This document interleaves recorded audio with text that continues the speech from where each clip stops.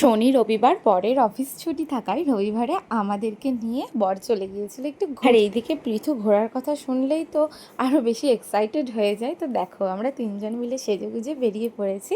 আর ফার্স্টে গিয়েছিলাম আমরা পার্কে পৃথুকে নিয়ে একটু, ও পার্কে একটু খেলাধুলা করলো। তারপরে আমরা আরও অনেক জায়গায় গিয়েছি। দেখো পৃথু পার্কে এসে খুব খুশি হয়ে গেছে, এত বাচ্চা কাচ্চা পেয়েছে নিজের বয়সী, দেখে তো খুশি হবেই তাই না বলো।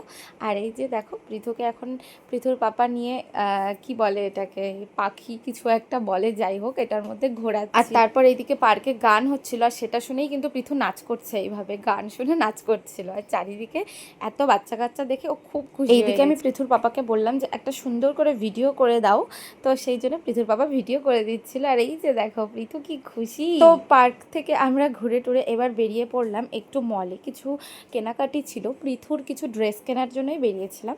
তো ফার্স্টে গিয়েছিলাম আমরা কলকাতা বাজারে, সেখানেই দেখছিলাম এইদিকে পৃথুর পাপার জন্য কিছু ড্রেস দেখছিল।